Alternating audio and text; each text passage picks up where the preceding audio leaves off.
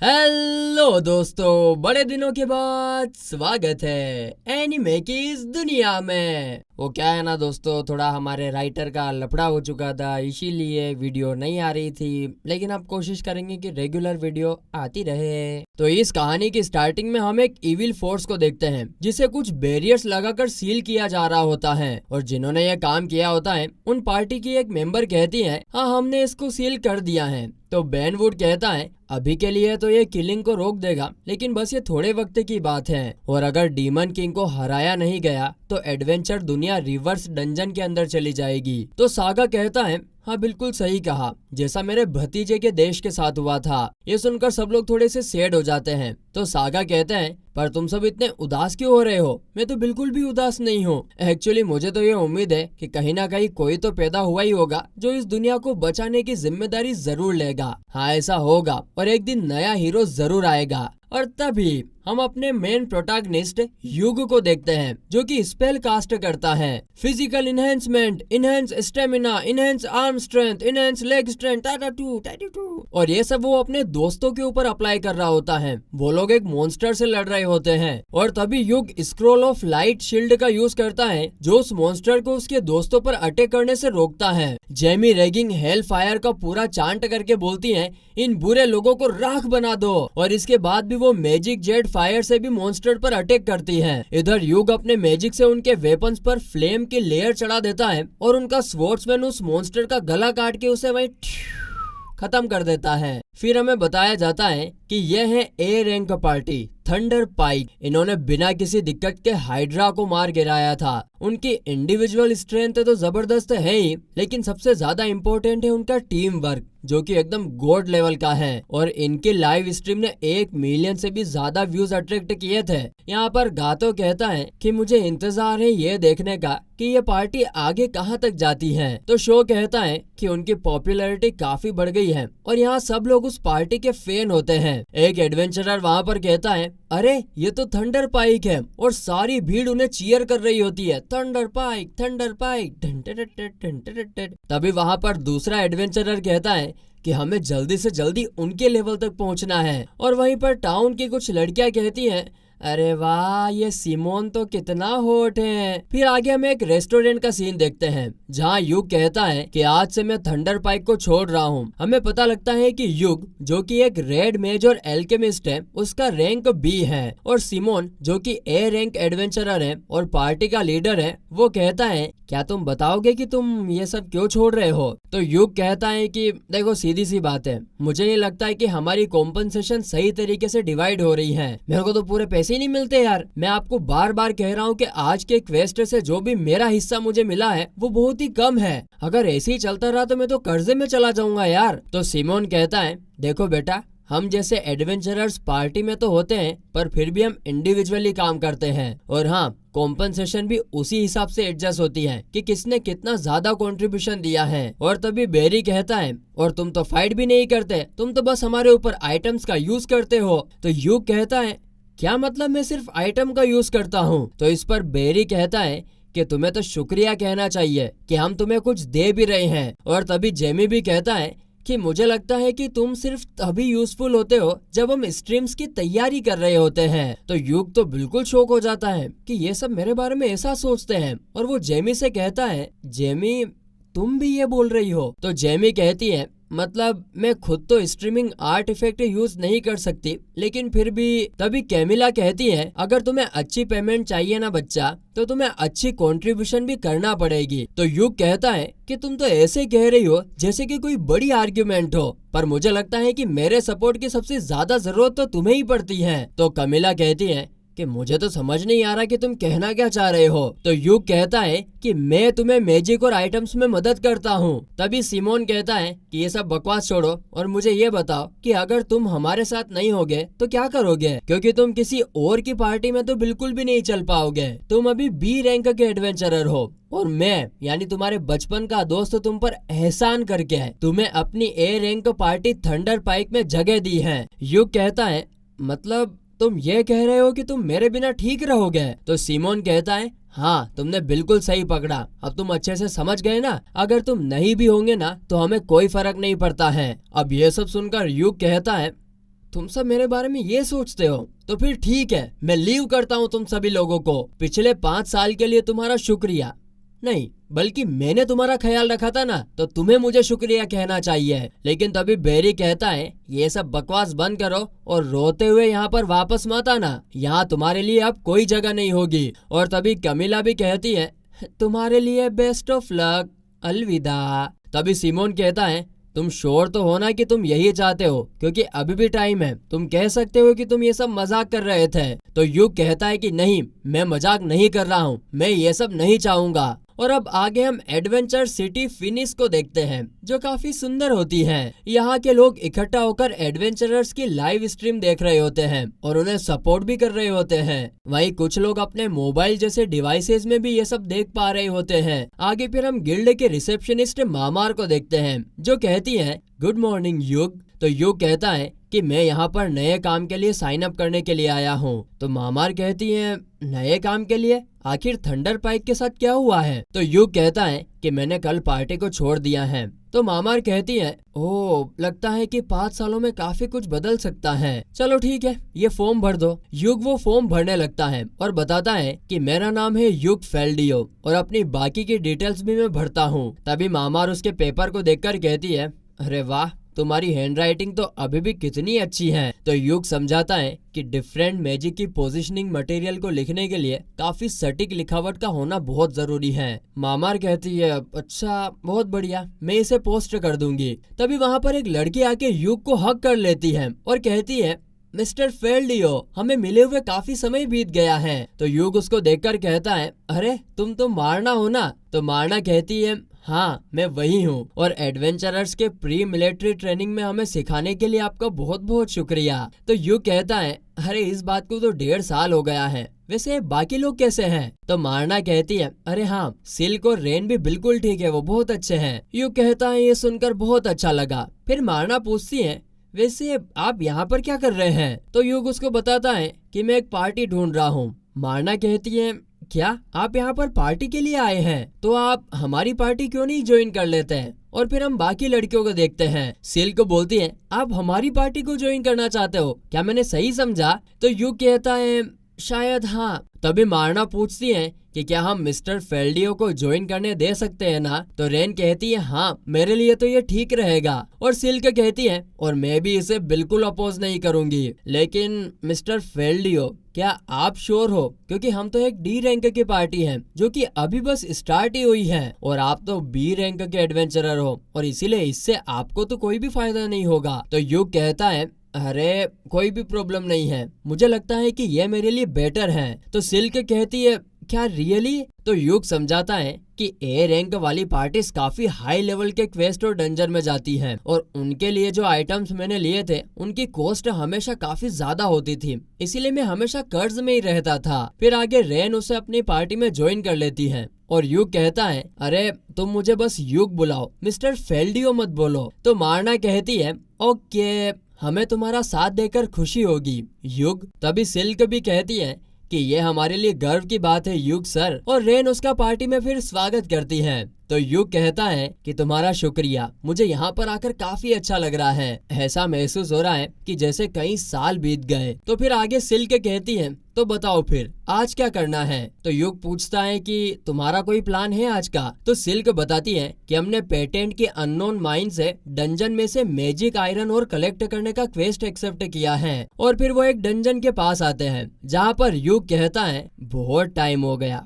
जैसा कि मुझे याद है यहाँ की 6th लेवल पर कुछ स्पोर्ट्स है जहाँ पर हम मैजिक आयरन और माइन कर सकते हैं। तभी सिल्क कहती है हाँ तुमने सही कहा, लेकिन हमें 5th लेवल के बॉस से नहीं लड़ना है, इसीलिए हम सोच रहे हैं कि उससे पहले ही कहीं पर माइन कर लेंगे। तो युग कहता है कि हमें 6th लेवल से पहले 4th लेवल से शुरू करना चाहिए, ये काफी मजेदार होगा, लेकिन अपना ध्यान रखना। अब मरीना आगे चलकर ट्रैप्स ढूंढने लगती है। तो युग बोलता है कि ये लोग वैसे ही कर रहे हैं जैसा मैंने इन्हें सिखाया था, लेकिन तभी फिर वो कहता है मरीना इसे मैं लीड करूंगा। मरीना कहती है क्या? पर तुम तो एक रेड मेज हो ना, मुझे तो लगा था कि अगर पार्टी में कोई थीफ या स्काउट नहीं है तो सबसे स्ट्रॉन्ग स्वॉर्ड या मैजिक यूजर को ही लीड करना चाहिए। युग कहता है हाँ जनरली तो ऐसा ही होता है, और तभी वो अपनी थैली में से एक लाल लैंटर्न निकालता है और कहता है कि वो जो सारे रूल्स है वो सिर्फ लाचार पार्टियों के लिए होते हैं, लेकिन मेरे पास काफी सारे रिसोर्सेज हैं। और तभी हम देखते हैं कि उस लैंटर्न में से ब्लू फ्लेम्स निकलने लगती हैं और मरीना कहती है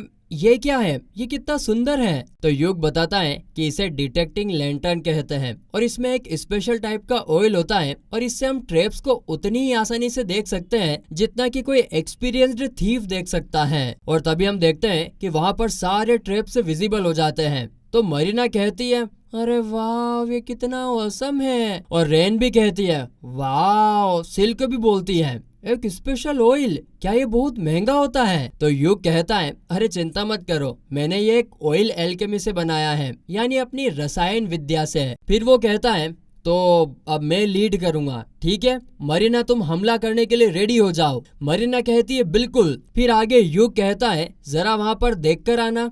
तो सिल्क कहती है मरीना क्या तुम देख सकती हो? मरीना कहती है हाँ कोई टेंशन नहीं है, और वो वहाँ पर चली भी जाती है। यहाँ पर युग की पुरानी यादें ताजा हो जाती हैं। वो बोलता है यही वो डंजन है जहाँ पर थंडर पार्क ने अपनी पहली एंट्री करी थी। तभी अचानक से युग कहता है रुको, 20 स्टेप से आगे एक छोटी सी चेम्बर है, वहाँ पर कुछ तो है, मुझे लगता है फाइट के लिए रेडी हो जाओ। और जैसे ही वो लोग थोड़ा सा आगे बढ़ते हैं उन्हें कुछ मॉन्स्टर्स दिखाई देते हैं। युग उनको देखकर कहता है अरे ये तो बगलीज है। तो सिल्क कहती है कि पहले मैं इनिशिएटिव लूंगी, और फिर वो आगे आकर उनके ऊपर तीर से अटैक करती है जिससे एक मॉन्स्टर तो तुरंत वहीं पर खत्म हो जाता है। उसके बाद मरीना भागकर आती है और कहती है कि बाकी सबको मैं संभाल लूंगी। और तभी युग भी अपने मैजिक का यूज करता है, physical enhance, stamina enhance, arm strength और साथ में लेग स्ट्रेंथ भी। और फिर वो कहता है स्नेर, और इन सबसे होता यह है कि वो मॉन्स्टर उल्टा सीधा होकर फ्लोट करने लगता है। और तभी युग कहता है मरीना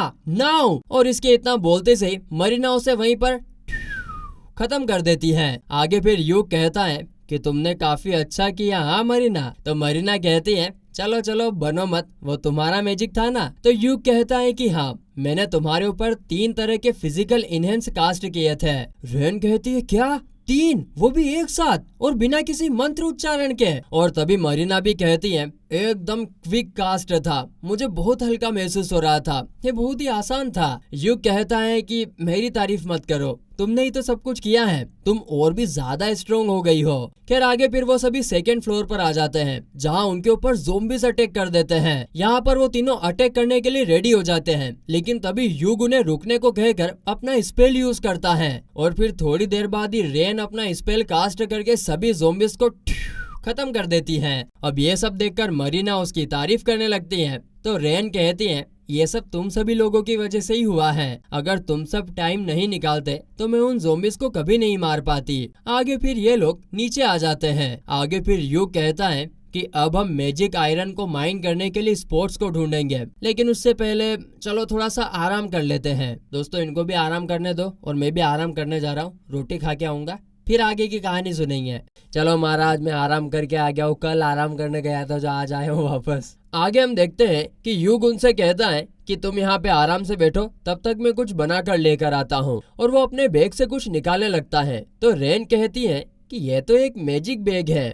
युग कहता है पहली बार देख रही हो? उसके अंदर काफी सारा कुकिंग का सामान था। और फिर वो स्टोव को जलाता है और कहता है ये बिल्कुल भी सस्ता नहीं था, और अब उस पे वो खाना बनाने लगता है। यहाँ पर रेन कहती है कि मैं भी कभी ऐसा एक रखना चाहती हूँ। तो युग कहता है कि अगर तुम एडवेंचर करती रही तो तुम्हारा चांस भी जरूर आएगा, ये कोई इतनी ज्यादा बड़ी रेयर चीज नहीं है। फिर वो एक पॉट निकालता है और कहता है तुम तीनों इसे जरा ध्यान से देखना। और जैसे वो उसके ऊपर टच करता है उसके अंदर अपने आप ही सूप बनने लगता है। और ये देखकर वो तीनों लड़कियां काफी सरप्राइज होती है।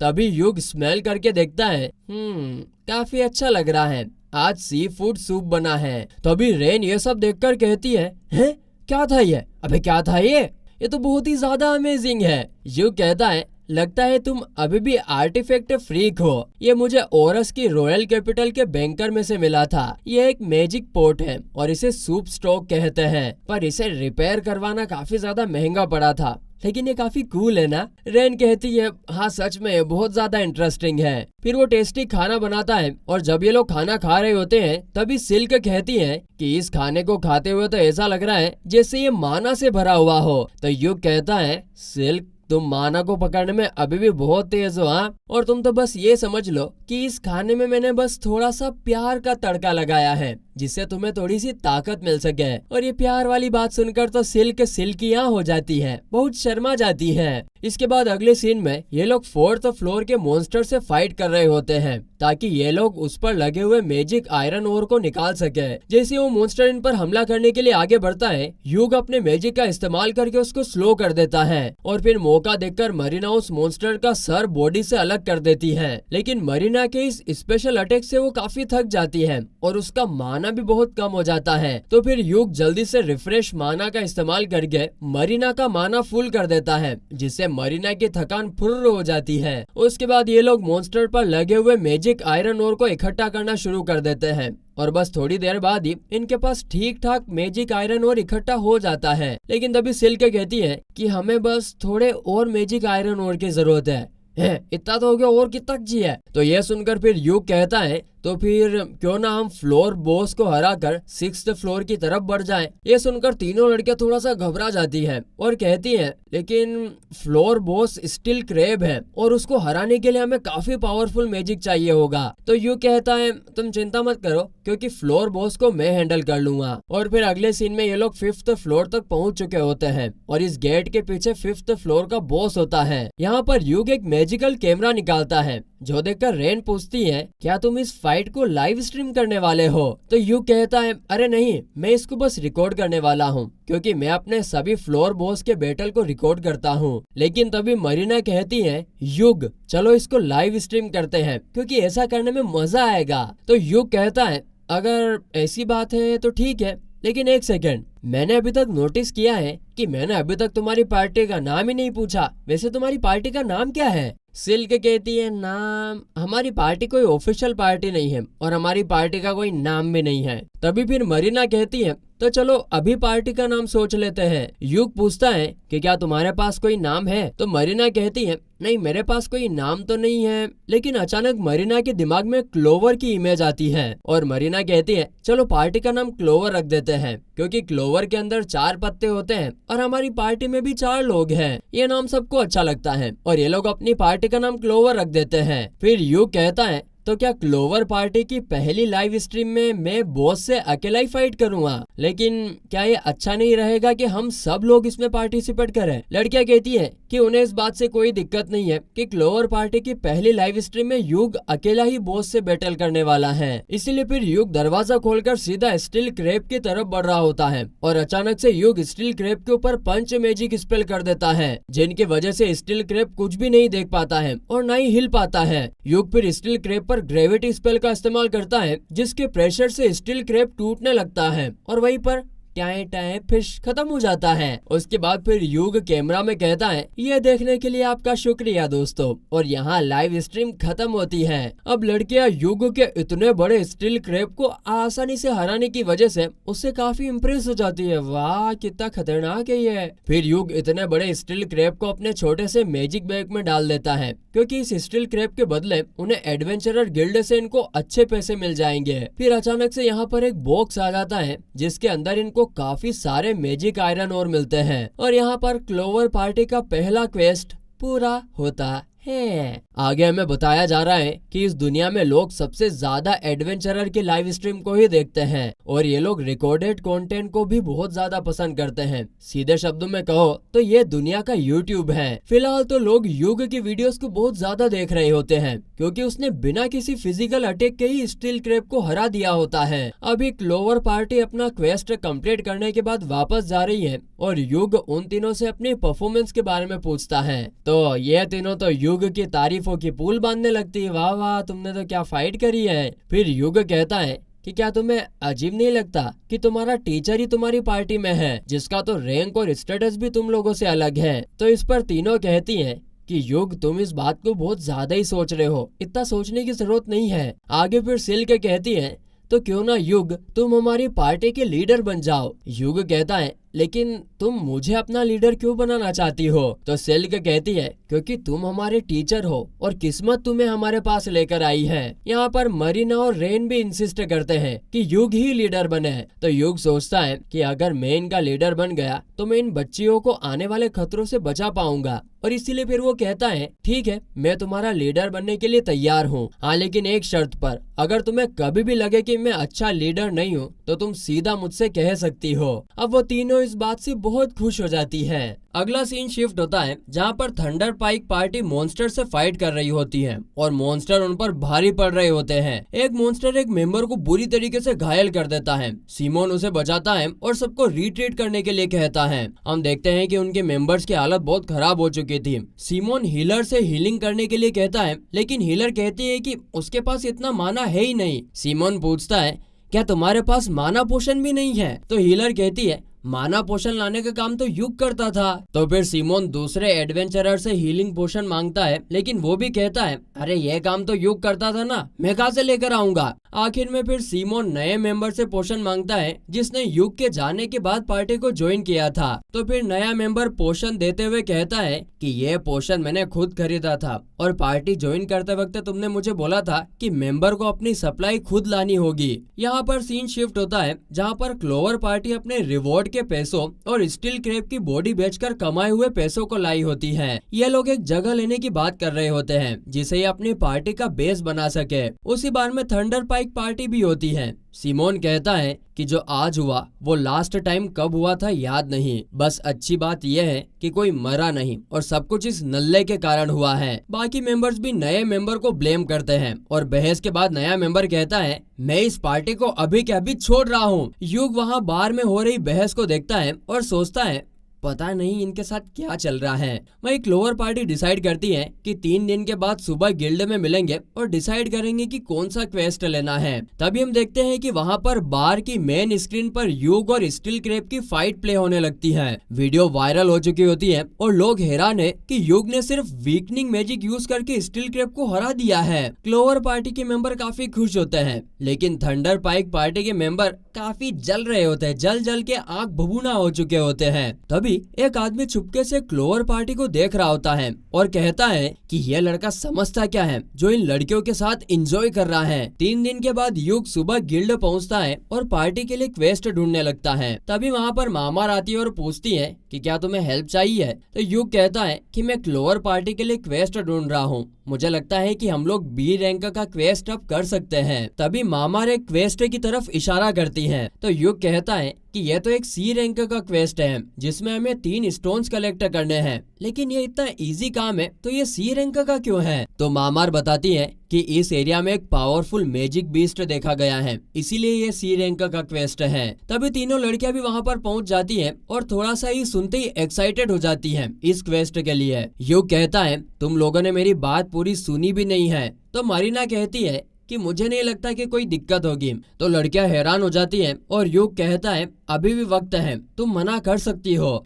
लड़कियां कहती हैं हमें ये करना चाहिए। तो युग कहता है ठीक है, फिर 1 घंटे में मिलते हैं। तभी हम देखते हैं कि वो आदमी अभी भी युग को घूर रहा होता है। आगे हम देखते हैं कि युग लड़कियों से मिलने के लिए जाने लगता है, लेकिन उसे महसूस होता है कि कोई तो उसका पीछा कर रहा है। वो थोड़ा भागकर एक जगह पर रुकता है और तभी वो आदमी वहाँ पर पहुँचता है। तो युग उससे कहता है ओए तुम मेरा पीछा क्यों कर रहे थे, क्या तुम्हें कुछ चाहिए? तो वो आदमी कहता है सुनो तुम क्लोवर पार्टी को अभी के अभी छोड़ दो।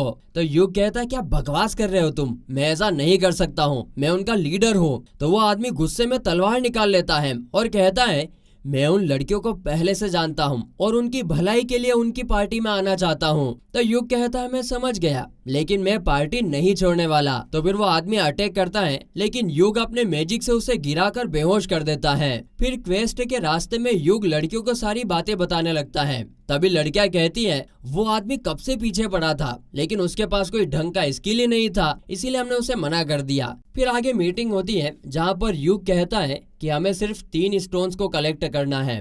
तो मरीना बताती है कि वो 2 महीने पहले उस एरिया में गई थी। तो युग पूछता है अच्छा तो तब कोई वहाँ पर बीस्ट था क्या? तो मरीना कहती है अरे नहीं, वहाँ पर तो नॉर्मल जानवर भी नहीं थे पहले तो यह सुनकर युग हैरान हो जाता है और कहता है इसका मतलब उस वक्त भी बीस्ट वहाँ पर था पर तुम्हारा सामना उससे नहीं हुआ। आगे फिर जंगल पहुँचते ही युग रिकॉर्डिंग स्टार्ट कर देता है और सब आगे बढ़ते हैं। युग कहता है कि यहाँ तो कुछ भी नहीं दिख रहा है, इसका मतलब बीस्ट यहीं कहीं पर है। तभी वहाँ पर झाड़ियाँ हिलने लगती हैं। युग लाइव स्ट्रीम को स्टार्ट कर देता है और अचानक से मॉन्स्टर सामने आ जाता है। युग कहता है अरे ये तो जारनाग है, नॉर्थ का बीस्ट किंग, ये यहाँ पर नहीं होना चाहिए, ये तो बहुत खतरनाक है। युग वहाँ पर सोचने लगता है कि हम इतने स्ट्रॉन्ग नहीं है कि हम इससे लड़ पाए। तो फिर आगे युग कहता है तुम लोग छोरियों यहाँ से भाग जाओ, स्ट्रीम से गिल्ड को जल्दी ही पता चल जाएगा कि बहुत ही खतरनाक मॉन्स्टर यहाँ पर है। तो मरीना कहती है क्या बात कर रहे हो, हम नहीं जाने वाले हैं। युग अगर तुम इसे हिलने से रोक दो तो मैं इसका सर काट दूंगी। हम देखते हैं कि रेन और सिल्क भी लड़ने के लिए तैयार हो जाते हैं। तो फिर युग उनकी फिजिकल एबिलिटीज को बूस्ट करता है। मरीना अटैक तो करती है लेकिन दूर जाकर गिरती है। युग मैजिक से जारना को रोकने की कोशिश करता है। उधर मरीना वापस आ जाती है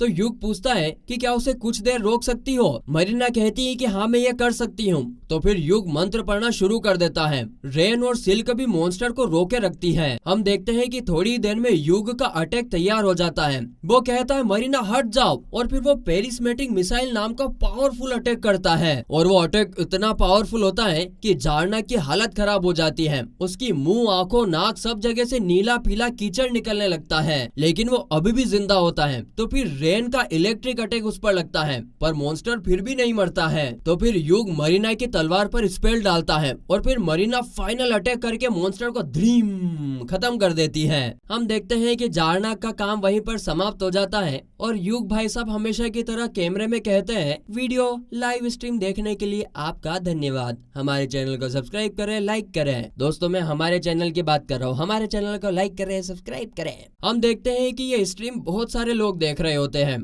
और सिमोन को तो बहुत जलन हो रही होती है। युग थोड़ा थक गया होता है और कहता है कि अब बाद में लेक्चर दूंगा। रेन कहती है कि मैं भी तुम्हें लेक्चर दूंगी क्योंकि तुम हमें भेजकर मरने वाले थे। युग कहता तो ठीक है, फिर सब एनालिसिस साथ में ही करेंगे। आगे हम देखते हैं कि लड़कियां नहा रही होती हैं और युग को याद आता है कि जब 6 महीने पहले वो इनका टीचर बनकर कैंपेन पर गया था तब उनकी परफॉर्मेंस देखकर बोला था कि तुम लोग पास हो गए हो। तभी सीन शिफ्ट होता है और कुछ दिन बाद गिल्ड मास्टर ने उन्हें बुलाया होता है। हम देखते हैं कि सभी लोग एक रूम में वेट कर रहे होते हैं और मरीना युग से पूछती है कि हमें यहाँ पर क्यों बुलाया गया है। तो युग कहता है कि वो जो जारनाग था वो एक बी रैंक क्वेस्ट का होना चाहिए था लेकिन हमने उसे सी रैंक पार्टी के रूप में हरा दिया है और इसीलिए अब गिल्ड मास्टर हमारी तारीफ करेगा कि तुम कितने अच्छे हो, वाह वाह। तभी गिल्ड मास्टर बेन वुड आता है और सब खड़े हो जाते हैं। बेन कहता है वेट करने के लिए थैंक्स और फिर वो कहता है युग मुझे तुम डिटेल में बताओ कि वहाँ पर क्या हुआ था। तो युग कहता है कि मास्टर सब कुछ रिपोर्ट में लिखा हुआ है। तो बेन कहता है कि मुझे तुम्हारी रिकॉर्डिंग नहीं चाहिए, मुझे तुम्हारा ओपिनियन चाहिए इस इंसिडेंट पर। उसकी इस हरकत की वजह से लड़कियां थोड़ी घबरा जाती है और युग कहता है बेन वुड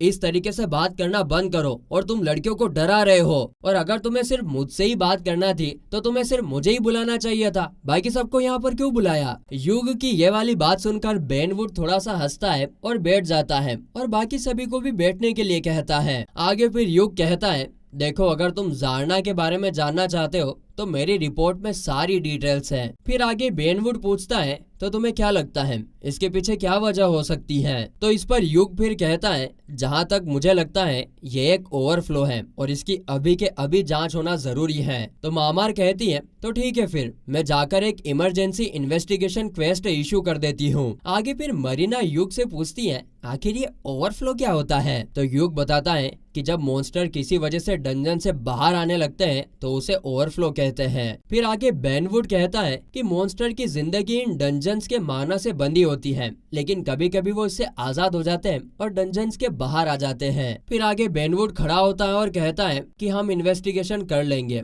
और इसके अलावा मैं तुमसे माफी भी मांगना चाहता हूँ कि हमारी वजह से तुम इतने बड़े खतरे में गिर गए। तो फिर लड़कियां कहती हैं कि युग की वजह से ना ही हमें कोई चोट लगी है और ना ही हम किसी मुसीबत में पड़े हैं। तो इस पर बेन कहता है कि स्ट्रीम को देखकर तो ये साफ पता चल जाता है कि तुम लड़कियां भी बहुत कैपेबल हो और अब तुम सी रैंक के हो। और स्ट्रीम के अंदर हमने ये भी देखा कि युग तुमने एक प्रिस्मेटिक मिसाइल नाम का स्पेल किया था और ये स्पेल तो तुम्हारे अलावा कोई और यूज कर ही नहीं सकता। और मुझे यकीन है कि इस बात का सबको आइडिया है कि तुमने ही मॉन्स्टर को मारा है और इसी वजह से मैं तुम्हें कॉन्ग्रेचुलेशन करता हूँ क्योंकि आज से तुम एक ए रैंक के एडवेंचरर हो। फिर सीन शिफ्ट होता है और अब बाहर में क्लोवर पार्टी एंजॉय कर रही है क्योंकि इन सब का प्रमोशन हो चुका है। फिर युग पैसे निकालता है और बताता है कि हमें इस क्वेस्ट के अच्छे खासे पैसे मिले हैं क्योंकि हमारा जारना को मारना एक बी रैंक का क्वेस्ट माना गया और जारना की बॉडी को बेचकर भी मुझे ठीक ठाक पैसे मिल गए हैं। और लड़कियां भी देखती हैं कि अरे हाँ सच में इस बार तो इन्हें काफी सारे पैसे मिले हैं। फिर सिल्क जब पैसे गिन रही होती है तब सिल्क को युग के लिए इसके अंदर एक लेटर मिलता है और जब युग इस लेटर को खोलता है तो इसके अंदर युग को एक प्लेटिनम कॉइन मिलता है और ये लेटर बेन वुड ने भेजा होता है और इस लेटर के जरिए बेन वुड ने एक खतरनाक क्वेस्ट पर इनको भेजने के लिए इनसे माफी मांगी होती है। फिर पैसे गिनने के बाद सिल्क कहती है कि मुझे लगता है कि हमारे पास इतने पैसे हो चुके हैं कि हम अपनी पार्टी के लिए एक बेस खरीद सकते हैं। और सिल्क ये भी कहती है कि हम ये सब आपके बिना हासिल नहीं कर पाते और इसके लिए आपका बहुत बहुत शुक्रिया। तो युग कहता है अरे बेंडी सिल्क तुम मुझे शुक्रिया मत बोलो क्योंकि मैं इस पार्टी का लीडर हूँ और इस पार्टी के लिए काम करना मेरी जिम्मेदारी है। और रही बात पैसों की तो ये सब हमने मिलकर जीते हैं। और चलो अभी अपनी ड्रिंक्स एंजॉय करते हैं यार, ये सब फालतू की बातें छोड़ो। फिर थोड़ी देर बाद रेन युग से पूछती है वैसे युग तुम्हारा ड्रीम क्या है? तो युग कहता है कि मेरा ड्रीम है कि एक दिन मैं एक्रोमैक्स डंजन के सबसे गहरे फ्लोर तक पहुंच जाऊं। यह सुनकर तो लड़कियों के होश ही उड़ जाते हैं। और फिर रेन कहती है कि क्या इस फ्लोर में एबिस गेट नहीं है जो एक आर्टिफैक्ट है और अंडरवर्ल्ड के लिए एक दरवाजे की तरह काम करता है। युग कहता है कि एक्रोमैक्स अकेली ही ऐसी डंजन है जिसमें पक्का पता है कि एक एबिस गेट है। तो रेन पूछती है कि क्या तुम एबिस गेट से दूसरी दुनिया में जाना चाहते हो? तो युग कहता है अरे नहीं, मैं इस दुनिया के किनारे पर खड़ा होकर देखना चाहता हूँ कि बाकी दुनिया कैसी दिखती है। मेरे एक अंकल एक्रोमैक्स में गए थे लेकिन वो उस डंजन पर फतेह हासिल नहीं कर पाए और मैं उनकी कहानी बचपन से कई बार सुन चुका हूँ और अब मैं यही काम करना चाहता हूँ। मरीना कहती है यह आइडिया सुनने में अच्छा लग रहा है युग, चलो कल इसे लाइव स्ट्रीम करते हैं। युग कहता है कि यह काम इतना भी आसान नहीं है क्योंकि एक्रोमैक्स में जाने के लिए हमें गवर्नमेंट से परमिशन चाहिए होगी और इसके अलावा हमें एक ए रैंक पार्टी बनना पड़ेगा। ये सब सुनने के बाद लड़कियां कहती हैं तुम चिंता मत करो, हम बहुत मेहनत करेंगे और तुम्हारे सपने को सच्चाई में जरूर बदलेंगे। लड़कियों की आंखों में ऐसी चमक देखकर युग कहता है ठीक है, हम लोग एक दिन एबिस गेट तक जरूर पहुंचेंगे। और फिर एबिस गेट के नाम पर ये लोग चीयर्स करते हैं, चीयर्स। इसके बाद अगले दिन बार के अंदर क्लोवर पार्टी की लाइव स्ट्रीम चल रही होती है और क्लोवर पार्टी इस समय एक मॉन्स्टर से फाइट कर रही होती है। हम देखते हैं कि बड़े ही आसानी से ये सब मिलकर इस मॉन्स्टर को हरा देते हैं। जिसके बाद युग हमेशा की तरह कहता है कि आप सभी का क्लोवर पार्टी की लाइव स्ट्रीम देखने के लिए शुक्रिया। हमारे चैनल को लाइक करें, शेयर करें, सब्सक्राइब करें। सुन लिया दोस्तों, क्लोवर ने भी बोल दिया है हमारे चैनल को लाइक करें, शेयर करें, सब्सक्राइब। हम देखते हैं कि उस लाइव स्ट्रीम के समय थंडर पाइक पार्टी के कुछ मेंबर्स भी बाहर में बैठे होते हैं। तभी सिमोन कहता है वो यूजलेस इडियट जिसके पास अपने लुक्स के अलावा कुछ भी नहीं था अचानक इतना फेमस कैसे होने लग गया है। तभी एक दूसरा मेंबर कहता है कि जब से ये युग एक लो रैंक पार्टी में गया है तब से उसमें बहुत अहंकार आ चुका है। तभी सिमोन कहता है कि मैंने सुना है कि उसका रैंक ए हो चुका है और इस वजह से उसका अहंकार होना तो बनता है, लेकिन इस समय मुझे हमारी चिंता है क्योंकि नए मेंबर की घटिया क्वालिटी की वजह से हमारी पार्टी काफी सारे क्वेस्ट में फेल हो चुकी है और कोई नया मेंबर आता भी है तो हमारे साथ ज्यादा देर तक टिकता नहीं है। वैसे इस समय जेमी कहाँ पर है क्योंकि ना तो वो हमसे ज्यादा मिलती है और क्वेस्ट में भी वो काफी खराब परफॉर्म कर रही है। तभी हम देखते हैं कि दूसरी तरफ जेमी अकेले अपने रूम में बैठकर क्लोवर पार्टी की लाइव स्ट्रीम देख रही होती है। बहुत होशियार बन रहे थे ना ये सबके सब लोग, खास करके ये जेमी बहुत होशियार बन रही थी ना, युग तुम तो कुछ भी नहीं हो, तुम्हें तो कुछ भी नहीं आता, पता चल रही सालों को। यहाँ पर इस दौरान बार में थंडर पाइक पार्टी का एक मेंबर कहता है कि क्यों ना हम युग को वापस बुला लेते हैं, वो इतना बेकार था लेकिन फिर भी हमारे साथ टिका रहा। ओले देखो अभी भी अकड़ नहीं गई, अभी भी उसको बेकार बोल रहे हैं। तभी एक और मेंबर भी कहती है, हाँ जब वो था तो हम इतने क्वेस्ट में फेल भी नहीं हो रहे थे। तभी एक मेंबर और कहता है कि हमारा सिर्फ पर्सनल ईगो का इशू था, अगर हम उसे सोल्व कर देंगे तो कोई दिक्कत नहीं आएगी। तो सिमोन कहता है, लगता है तुम लोग सही कह रहे हो, ये हमारे बहुत काम का था और अब पुरानी नोक जोक को भुलाकर उसे बुलाने में ही फायदा है हमारा। फिर सीन शिफ्ट होता है और जब क्लोवर पार्टी गिल्ड में पहुंचती है तो इन्हें गेट पर सिमोन मिलता है। सिमोन युग से बात करने के लिए कहता है तो युग लड़कियों को अंदर जाने के लिए कह देता है। फिर लड़कियों के अंदर जाने के बाद सिमोन कहता है, युग क्यों ना हम दोनों बार में बैठकर बात करें। तो युग गिल्ड में जाते हुए कहता है, सॉरी दोस्त, मैं अभी अभी डंजन से लौटा हूँ और मैं बहुत थक चुका हूँ। तो फिर सिमोन युग को रोकता है और थंडर पाइक पार्टी में वापस आने के लिए कहता है। युग कहता है क्या? वो इस बात से साफ इनकार कर देता है। वहीं हम देखते हैं कि लड़कियां भी गेट पर खड़ी होकर इन दोनों की बातचीत सुन रही होती है। फिर आगे सिमोन युग से कहता है, चालबाजी करेगा हो ये अब। वो कहता है, मैं जानता हूँ कि तुम्हारा बचपन से सपना है कि तुम एबिस गेट तक पहुँचना चाहते हो और ऐसा करने के लिए तो तुम्हें गवर्नमेंट की परमिशन चाहिए होगी और इसके अलावा तुम्हें एक ए रैंक पार्टी का भी हिस्सा होना होगा और इसीलिए ये काम तो सिर्फ तुम हमारे साथ रहकर ही कर सकते हो। लेकिन तभी युग कहता है कि मुझे उस रिक्वेस्ट में कोई इंटरेस्ट नहीं है क्योंकि अब मैं क्लोवर पार्टी का लीडर हूँ और मैं क्लोवर पार्टी को छोड़कर नहीं जाने वाला हूँ। ये बात, बंदा हो तो ऐसा हो। और वैसे तुम ये कैसे भूल सकते हो कि तुमने मेरी कितनी बेइज्जती की थी, कितना भला बुरा कहा था मुझे, और मैं सिर्फ तुम्हें मेरा बचपन का दोस्त होने की वजह से माफ नहीं कर सकता हूँ क्योंकि तुमने भी तो मुझे छोड़ दिया था बिना कुछ सोचे समझे। तुम मेरी एक बात ध्यान से सुन लो, मैं थंडर पाइक पार्टी का हिस्सा कभी नहीं बनूंगा और ये बात यहीं पर खत्म होती है। तो इस पर फिर सिमोन और भी बहुत कुछ बोलने लगता है लेकिन युग सिमोन को इग्नोर करके गिल्ड में चला जाता है।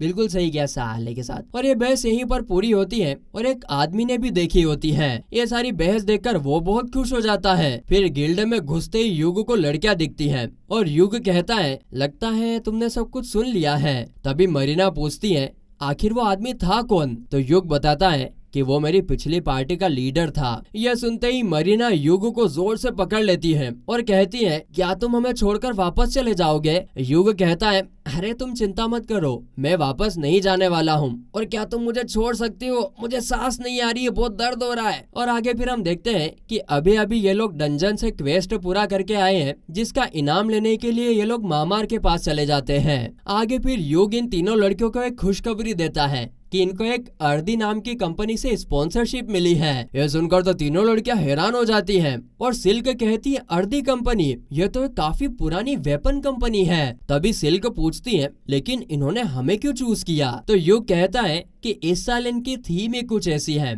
और फिर ऑफर में लड़कियां पढ़ती हैं कि इस साल अर्दी कंपनी ने फीमेल एडवेंचरर्स के लिए नए आर्मर्स बनाए हैं। और फिर युग उनको बताता है कि कंपनी चाहती है कि तुम इनका आर्मर पहनकर डंजन्स में जाओ और उसके बदले में ये लोग तुमको पैसे भी देंगे और ये आर्मर भी दे देंगे। फिर मरीना पूछती है, अच्छा ये सब तो बहुत बढ़िया है, लेकिन अब हमें कौन सी डंजन में जाना है? तो युग कहता है कि हमें यहाँ से थोड़ी दूर आयरन रूथ डंजन में जाना है। फिर सीन शिफ्ट होता है और अब युग डंजन के पास पहुँच चुका है और कहता है कि मैं थंडर पाइक पार्टी के साथ पहले भी यहाँ पर कई बार आ चुका हूँ। और तभी फिर लड़कियां भी यहाँ पर आ जाती हैं और इन नए आर्मर्स को पहनकर लड़कियां काफी कमाल की लग रही थी। फिर आगे युग लड़कियों को बताता है कि आज हम लाइव स्ट्रीम नहीं करेंगे क्योंकि हमको डंजन क्वेस्ट की रिकॉर्डिंग देनी है अर्दी कंपनी को। और फिर आगे रिकॉर्डिंग चालू करके ये लोग डंजन के अंदर घुस जाते हैं। और फिर डंजन में आगे बढ़ते हुए युग इनको बताता है कि इस डंजन के सबसे नीचे वाले फ्लोर पर एक और डंजन है जिसका नाम है द एबेंडन सिटी डंजन। और आज के क्वेस्ट को पूरा करने के लिए हमें एबेंडन सिटी डंजन तक पहुंचना है। फिर एक जगह पर पहुंचने के बाद ये सीढ़ियों से नीचे जाने के लिए कहते हैं, लेकिन मरीना कहती है अगर हम रस्सी से लटक कर नीचे उतरेंगे तो जल्दी पहुंच जाएंगे। तो इस पर फिर युग एक पत्थर उठाकर नीचे फेंकता है, लेकिन वो पत्थर अचानक से ही गायब हो जाता है, जो देखो लड़कियां काफी शॉक हो जाती हैं। तो फिर युग इनको बताता है कि यहाँ से कोई भी चीज सीधा नीचे नहीं उतर सकती है, इसीलिए चाहे कुछ भी क्यों ना हो जाए यहाँ से गिर मत जाना, वरना टाए टाए फिस। और फिर ये लोग डंजन में आगे बढ़ना शुरू करते हैं और युग पहले से ही सारे ट्रैप्स को डिटेक्ट कर लेता है, जिस वजह से ये लोग आराम से डंजन को पार भी कर लेते हैं। और फिर थोड़ा और आगे चलने के बाद युग अचानक से सतर्क हो जाता है और लड़कियों को लड़ाई के लिए तैयार होने के लिए कहता है। और तभी हम देखते हैं कि इन लोगों को 4 ऑर्क्स खड़े हुए मिलते हैं, जिन्हें देखकर सिल्को को काफी गुस्सा हो जाता है और सिल्क तो हमला करने के लिए तैयार हो जाती है। तभी युग सिल्क से कहता है कि सिल्क, ये बात मैं अच्छे से जानता हूँ कि ऑर्क्स और एल्फ्स आपस में दुश्मन होते हैं, लेकिन तुम्हें अभी शांत रहना होगा।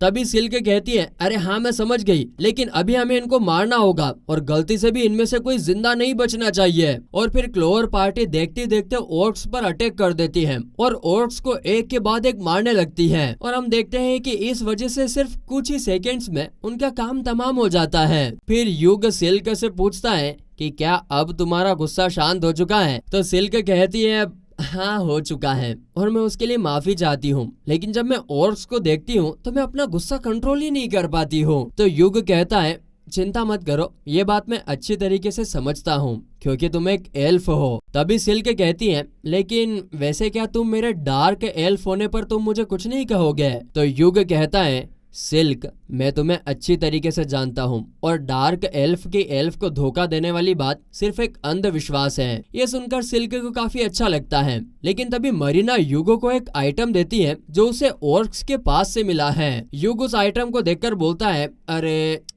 इसकी तो हालत थोड़ी खराब हो चुकी है, लेकिन ये मेमोरेंडम ऑफ रिविलेशन है। इसकी मदद से किसी भी एडवेंचरर की कोई हिडन एबिलिटी या कोई दूसरी जॉब अनलॉक हो सकती है। वैसे इसको मैं अपनी एल्केमी की मदद से रिपेयर कर सकता हूँ, जिसके बाद हम इसका इस्तेमाल कर सकते हैं। और फिर बातचीत करने के बाद ये लोग डिसाइड करते हैं कि मेमोरेंडम ऑफ रिविलेशन आइटम को मरीना के ऊपर यूज किया जाएगा। और तभी इसके बाद अचानक से इनके सामने एक बॉक्स आ जाता है और फिर अगले सीन में ये लोग खाना खा रहे होते हैं। हम देखते हैं कि रेन यहाँ पर बहुत ही ज्यादा खुश है क्योंकि उस मैजिक बॉक्स में से एक बैग निकला है और पूरी क्लोवर पार्टी ने मिलकर डिसाइड किया है कि ये मैजिक बैग रेन को दिया जाएगा। और फिर खाना वाना खाने के बाद ये लोग डंजन में दोबारा आगे बढ़ना शुरू करते हैं। तभी सिल्क कहती है, युग, मुझे ना कब से मेरे दिमाग में एक बात चल रही है कि इस डंजन में कोई फ्लोर बॉस नहीं है क्या? तो युग कहता है, मैंने सुना तो है कि एबेंडन सिटी डंजन के गेट पर एक फ्लोर बॉस हुआ करता था, हाँ, लेकिन पिछले 10 सालों से उसको किसी ने देखा नहीं है। और वैसे उस गेट को काफी सारे शेडो स्टोकर्स गार्ड किया करते थे।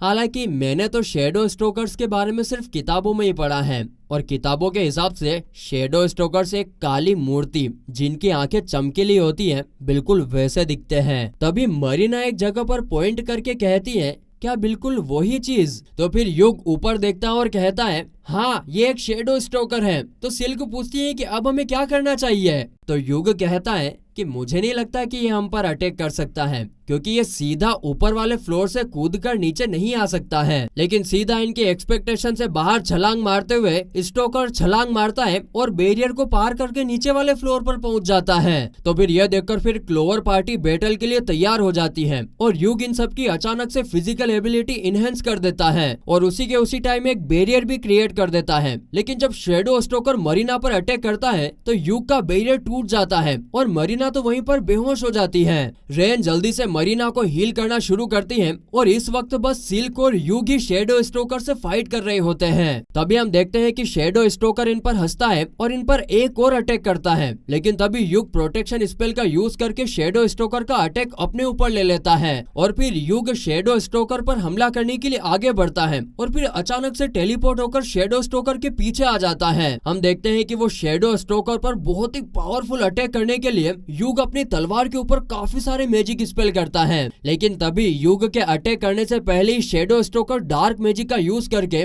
युग को कसकर बांध देता है, जिसकी वजह से युग उसी का उसी टाइम जमीन पर गिर जाता है। फिर जब शेडो स्टोकर युग पर हमला करता है तब रेन अपने मैजिक से शेडो स्टोकर का अटैक रोक लेती है और फिर युग को हील करना शुरू कर देती है। लेकिन तभी सिल्क रेन से कहती है कि रेन हमें पहले शेडो स्टोकर को हराना होगा और फिर ये तीनों लड़कियां मिलकर शेडो स्टोकर से फाइट करना शुरू कर देती हैं। लेकिन शेडो स्टोकर इन लड़कियों के हमलों को आसानी से डॉज कर लेता है और हम देखते हैं कि जल्दी जल्दी टेलीपोर्ट करके इन तीनों लड़कियों पर हमला करता है और इनको घायल कर देता है। आगे फिर जब शेडो स्टोकर अपने एक पावरफुल मैजिक से सिल्क को जान से मारने वाला होता है कि तभी अचानक से एक बैरियर सामने आ जाता है, जिससे शेडो स्टोकर का अटैक वहीं पर रुक जाता है। और तभी हम देखते हैं कि युग ने एक स्क्रोल का यूज करके एक स्पेशल टाइप का बैरियर क्रिएट किया था। और फिर हम देखते हैं कि युग बहुत ही गुस्से में कहता है कि तुमने मेरे साथियों को चोट पहुंचाकर बहुत बड़ी गलती कर दी है। और फिर युग एक साथ काफी सारे मैजिक स्पेल करता है, जिस वजह से शेडो स्टोकर खड़ा भी नहीं हो पाता है और बार बार जमीन पर गिर जाता है।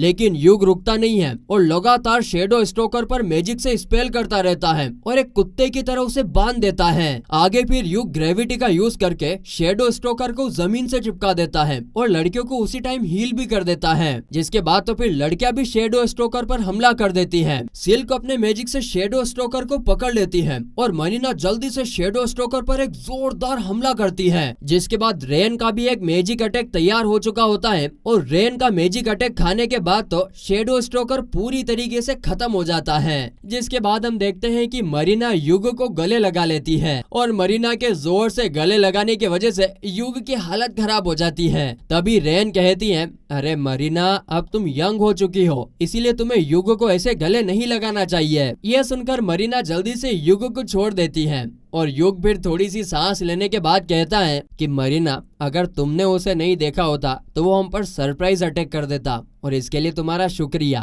और रेन, तुम मुझे यह बताओ कि इसके पीछे क्या रीजन हो सकता है। रेन कहती है कि वो एक अनडेड था और उसका माना भी काफी खराब हालत में था, जिसका मतलब है कि ये एक ओवरफ्लो है। ये सुनकर मरीना और सिल्क थोड़ी शॉक हो जाती है और फिर सिल्क पूछती है कि अब हमें क्या करना चाहिए। तो ये सुनकर युग कहता है कि हम सबसे नीचे के फ्लोर पर हैं, इसीलिए सबसे पहले हमें अपना क्वेस्ट पूरा करना चाहिए। तो ये सुनकर मरीना कहती है कि क्या हमें लाइव स्ट्रीम के जरिए सबको इस बारे में बताना नहीं चाहिए। तो युग कहता है, जो आर्मर तुम तीनों ने अभी पहना हुआ है वो पब्लिक में रिलीज नहीं हुआ है, इस वजह से हमें अपनी क्लाइंट के परमिशन के बिना लाइव स्ट्रीम नहीं करनी चाहिए। हाँ, अगर हालात ज्यादा खराब हो जाएगी तो फिर हम लाइव स्ट्रीम शुरू कर देंगे।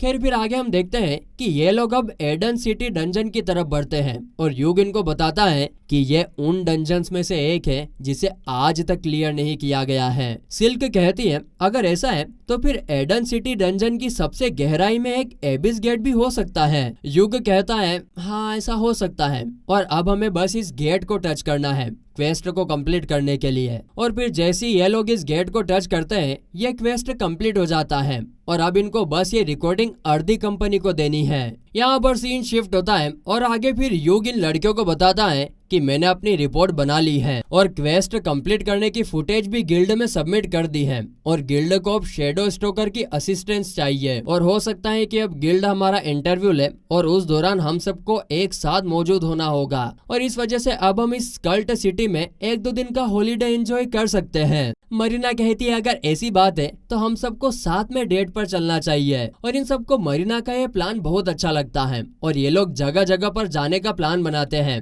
लेकिन सबसे पहले ये लोग डिनर के लिए निकलते हैं। डिनर के लिए तो मुझे भी निकलना है यार, भूख लग रही है बहुत जोरों से, लेकिन थोड़ी सी और रिकॉर्डिंग कर ही लेता हूँ। अब हम देखते हैं कि थंडर पाइक पार्टी एक मिशन पर आई हुई होती है और इस समय पर ये लोग खाना खा रहे होते हैं, लेकिन खाना बहुत ही बेकार होता है, जिस वजह से थंडर पाइक पार्टी का एक मेंबर बेरी लगातार खाने की शिकायत कर रहा होता है। वो कहता है, अरे यार धु कितना गंदा खाना है। पहले जब युग हमारे साथ हुआ करता था तब हमें काफी टेस्टी खाना मिलता था। तभी सिमोन कहता है कि ये सब बंद करो, अब हमें इस मिशन पर आगे बढ़ना चाहिए। और क्या तुम सब लोग अपने साथ अपने अपने पोर्शन साथ लेकर आए हो? लेकिन थंडर पाइक पार्टी के सारी मेंबर साफ मना कर देते हैं।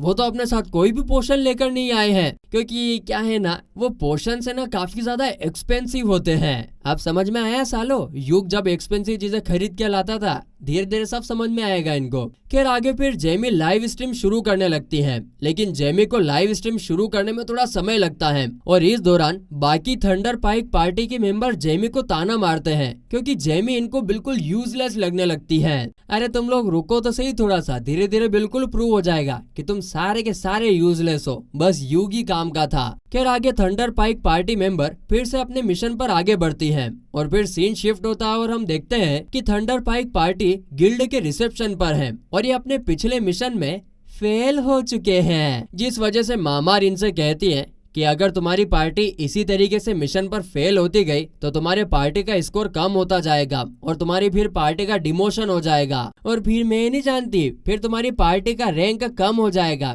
इसीलिए मैं तुमको कोई आसान क्वेस्ट को पूरा करने का सजेस्ट करूंगी। मेरे हिसाब से तो एक सी रैंक का क्वेस्ट तुम्हारे लिए बिल्कुल सही रहेगा। लेकिन सिमोन के तो ईगो पर आ जाती है और वो गुस्से में कहता है क्या सी रैंक का क्वेस्ट, एक सी रैंक का क्वेस्ट तुम हमसे करने के लिए कह रही हो। वो सी रैंक का क्वेस्ट करने से साफ साफ मना कर देता है क्योंकि सिमोन एक ए रैंक का एडवेंचरर है। तो इस पर फिर मामार कहती है देखो ज्यादा ईगो में मत आओ, मैं ऐसा इसलिए कह रही हूँ क्योंकि पिछले कुछ समय से तुम्हारी पार्टी की परफॉर्मेंस काफी खराब चल रही है। अब सिमोन को कोई और बात तो मिलती नहीं है और जब हमको कोई और बात मिलती नहीं है तो हम बहाना बनाने लगते हैं। सिमोन भाई सब शिकायत करने लगते हैं और कहते हैं कि इसमें थंडर पाइक पार्टी की कोई गलती नहीं है और तुमने हमें काफी समय से किसी नए मेंबर से भी नहीं मिलवाया है और इन सब के अलावा जिस मिशन पर हम गए थे उसकी डिटेल्स भी हमें सही तरीके से नहीं मिली थी, इसी वजह से हम हार गए। तो मामार कहती है देखो ये सब बहाने बनाना बंद करो क्योंकि इन सब के बावजूद भी तुम्हारे पिछले क्वेस्ट को एक फेल्ड क्वेस्ट ही माना जाएगा। क्या यहाँ पर सीन शिफ्ट होता है और इस समय थंडर पाइक पार्टी बार में बैठकर दारू पी रही होती है और वहाँ पर सिमोन सबसे कहता है कि देखो हम 4 लोग एक हार्ड रैंक क्वेस्ट को पूरा नहीं कर सकते हैं। तो बेरी कहता है तो क्यों ना हम युग को वापस बुला ले, उसे तो वापस बुला लो यार। और वैसे भी युग तुम्हारे बचपन का दोस्त है, अगर तुम उससे बात करोगे तो काम बन सकता है। तो सिमोन कहता है अगर तुम चाहते हो कि युग वापस आए तो हमें एक्रोमैक्स में जाना होगा क्योंकि यही युग के बचपन का सपना है और अगर हम युग को इसकी इनविटेशन भेजेंगे तो वो यहाँ पर भागा भागा हमारे पास आ जाएगा।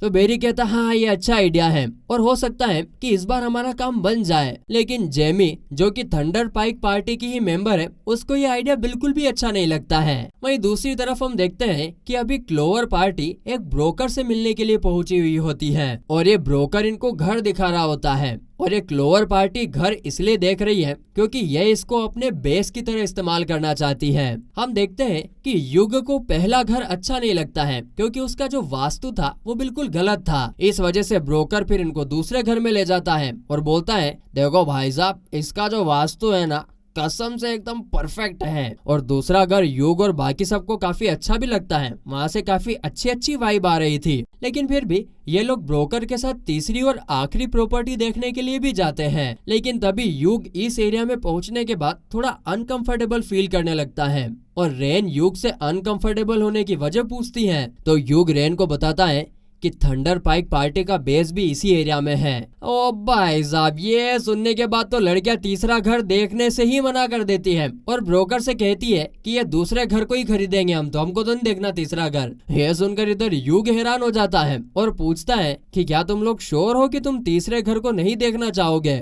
सिल्क कहती है कि देखो मैं तुमको साफ साफ बता दूं, हम नहीं चाहते कि ये लोग हमारे पड़ोसी बने और आप भी ऐसा नहीं चाहते हो, है ना। और फिर ये लोग दूसरे घर में ही शिफ्ट होना शुरू कर देते हैं और काफी मेहनत करने के बाद ये लोग यहाँ पर सेटल भी हो जाते हैं। इसके बाद अगले सीन में हम लोग देखते हैं कि ये लोग डिनर कर रहे हैं और युग ने डाइनिंग टेबल के सामने एक स्मार्ट टीवी भी लगा दी है और फिर ये लोग क्लोवर पार्टी के बेस बनने की खुशी में चीयर्स करते हैं और फिर बातें करने लगते हैं। तभी ये लोग टीवी पर देखते हैं कि थंडर पाइक पार्टी के लीडरशिप के अंदर काफी सारी पार्टीज मिलकर एबिस गेट की तलाश में एक्रोमैक्स नाम की डंजन में जा रही है। लेकिन यहाँ पर युग फिर लड़कियों से कहता है कि तुम सब लोग ये बात को अच्छे से जानते हो कि ये मेरा सपना है कि मैं एक्रोमैक्स में जाऊंगा, लेकिन मैंने अपने सपने की डिटेल्स में थोड़े से चेंजेस किए हैं और वो चेंजेस है कि मैं तुम सबके साथ में एक्रोमैक्स में जाना चाहता हूँ और तुम सबके साथ में ही एबिस गेट को लाइव स्ट्रीम करना चाहता हूँ। और तभी युग के पास गिल्ड की तरफ से एक मेल आता है जिसके बाद रेन और युग गिल्ड पहुंचते हैं और गिल्ड में जाने के बाद युग को पता चलता है कि थंडर पाइक पार्टी ने एक्रोमैक्स में जाने के लिए युग को इनवाइट किया है, लेकिन युग इस इनविटेशन को साफ साफ रिजेक्ट कर देता है। इसके बाद अगले सीन में जब युग और रेन बाजार में होते हैं तब सिमोन गुस्से में युग की तरफ चलता हुआ आता है और कहता है कि तुम्हें तो हमेशा से यही चाहिए था ना, लेकिन आज तुमने इसके लिए मना क्यों कर दिया। जिसके जवाब में युग कहता है अरे मुझे ये जानकर खुशी हुई कि जिस पार्टी में मैं पहले हुआ करता था वो पार्टी किंगडम के सबसे मुश्किल डंजन में जा रही है और इसके लिए मैं तुम्हें बेस्ट ऑफ लक भी कहना चाहता हूँ। सिमोन कहता है, युग, तुम इस काम से अपना पल्ला नहीं झाड़ सकते क्योंकि तुम ऐसे ही हमारी पार्टी को छोड़कर चले गए थे और सिर्फ तुम्हारी वजह से हमें काफी सारी मुश्किलें झेलनी पड़ी। और तो और मैंने तो एक्रोमैक्स में जाने का प्लान बस तुम्हारी वजह से ही बनाया है। अरे बाप रे बाप, उल्टा चोर कोतवाल को डांटे। ये बात सुनकर युग को भी बहुत गुस्सा आ जाता है और फिर युग कहता है, तुम पार्टी छोड़ने का ब्लेम मुझ पर डाल रहे हो जबकि कॉम्बैट के अलावा सारा काम तुमने मेरे ऊपर छोड़ दिया था और उसी वजह से तुम्हारे लिए सारी चीजें आसान हो गई। लेकिन मुझे लगता था कि एक दिन तुम लोग समझोगे कि मैं पार्टी के अंदर कितना कंट्रीब्यूट करता हूँ, लेकिन तुम लोगों ने क्या किया, मुझे धोखा दिया, मुझे गलत समझा, मुझे समझा कि मैं कुछ भी काम नहीं करता हूँ और अब तुमको देखो, तुम इस तरीके से बात कर रहे हो जैसे कि हम दोस्त हो। और फिर युग और सिमोन के बीच में थोड़ी और बहस होती है, जिसके बाद युग रेन के साथ यहाँ से चला जाता है। फिर सीन शिफ्ट होता है और अब 2 हफ्तों बाद बेन युग को बुलाता है और बेन जगह जगह पर ओवरफ्लो होने की वजह से युग को उसकी पार्टी के साथ एक्रोमैक्स में जाने के लिए कहता है, लेकिन युग इसके लिए साफ मना कर देता है क्योंकि युग की पार्टी एक सी रैंक की पार्टी है और एक्रोमैक्स का डिफिकल्टी लेवल इनके पार्टी के लिए काफी ज्यादा है। लेकिन तभी बेन युग को कुछ डॉक्यूमेंट्स देता है और इन डॉक्यूमेंट्स में अब तक एक्रोमैक्स में मिली हुई सारी इन्फॉर्मेशन लिखी हुई है। बेन यहाँ पर युग से क्रोमेटिक डार्कनेस के अंदर इन्वेस्टिगेशन करने के लिए कह रहा होता है, लेकिन युग इसके लिए भी साफ मना कर देता है क्योंकि वो जगह भी बहुत खतरनाक है। लेकिन फिर बेन वुड युग को स्क्रॉल ऑफ एग्जिट देता है,